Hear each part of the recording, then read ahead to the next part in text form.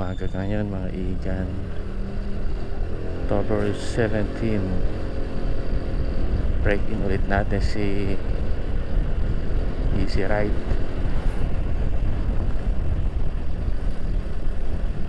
So still nandito pa rin tayo sa Baler. Hindi pa tayo nalabas na Baler Aurora.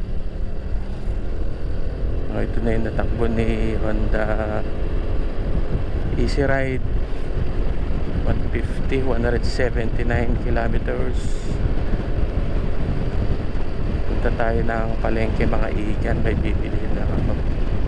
Bibili ako ng dalawang kilong bigas. Joke lang. Bibili ako ng bigas.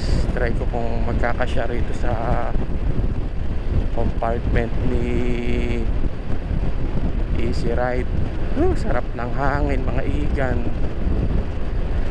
So, nandito tayo sa tulay ngayon, sa ibabaw ng tulay ng Dicaloyong.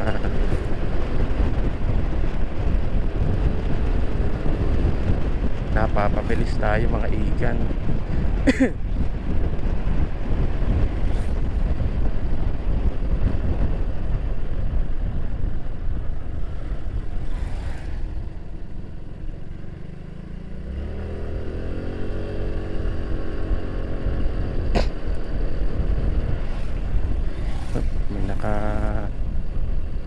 Harang ng kotse.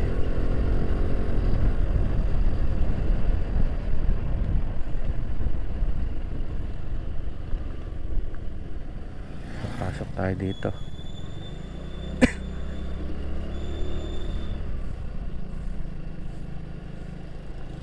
Tapos dito tayo sa Danau mga igan. Hindi naiigahan tong Danau na ito. Ang dami na mga malengke.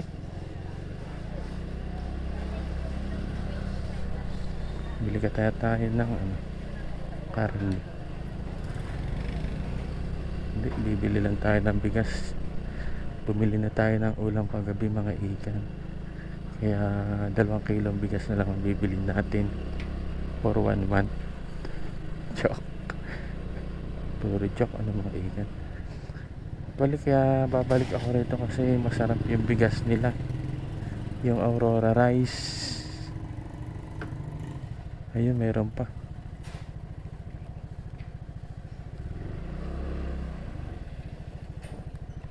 Yeah.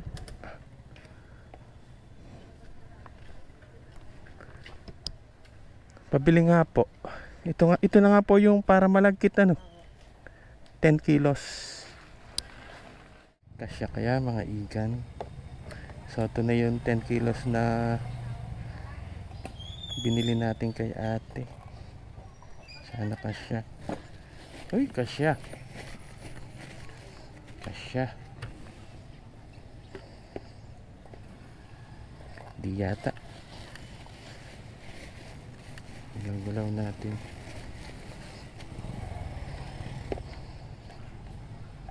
Kasya.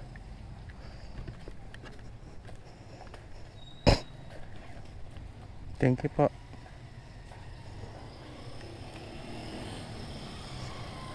$4.80 ang supply mga ikan.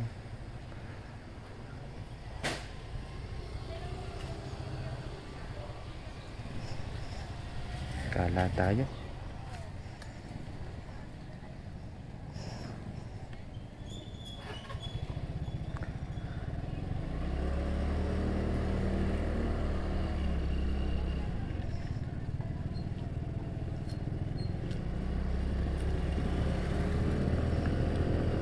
Nagpa-flasher si kuya, pati ako.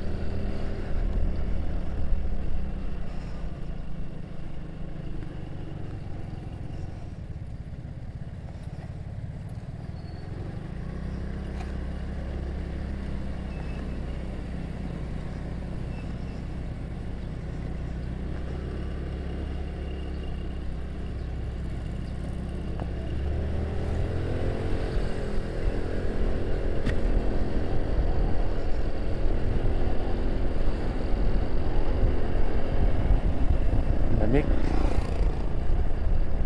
pa rin dito mga igan. Kahit medyo tumataas na ang araw.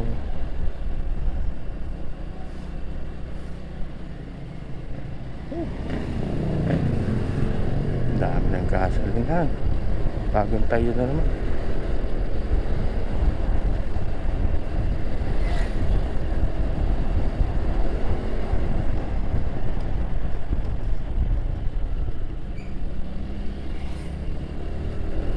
So yun nga guys, kasya nga yung 10 kilos. Si kuya naman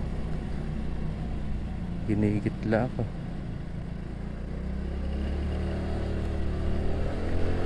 Kasya yung 10 kilos. Ang problema ko ngayon mga igan, kung may battery pa itong GoPro.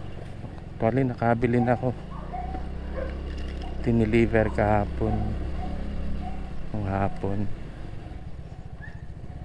Saan pa ba tayo mag-iikot? Ubos na ang battery.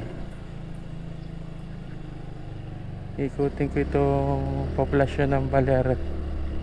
Problema yung battery natin. Ang liit lang itong populasyon ng Baler mga igan.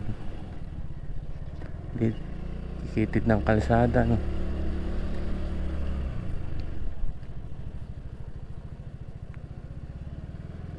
Dito tayo, delikado dito.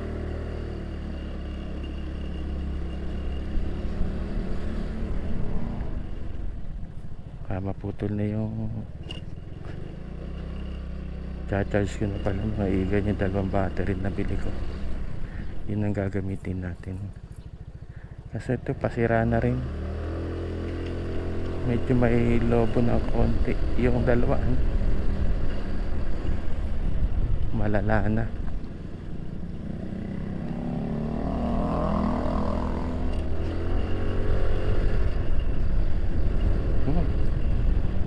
Sementado na pala rito mga igan,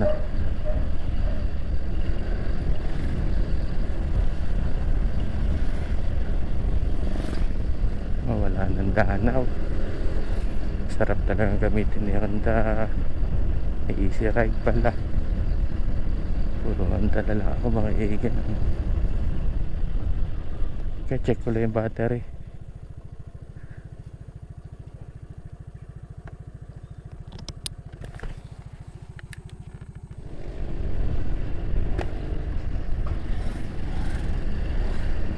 Ilang taon na kaya si kuya? Puting puti na yung buhok niya. Ay, nalimutan niya magkulay. May itim doon kasi doon sa ibaba ng buhok niya.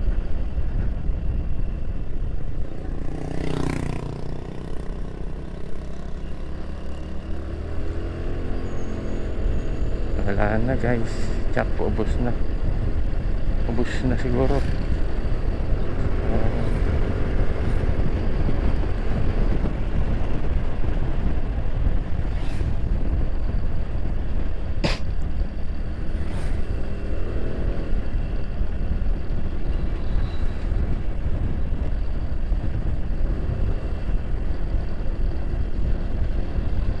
Kahit bawal overtake.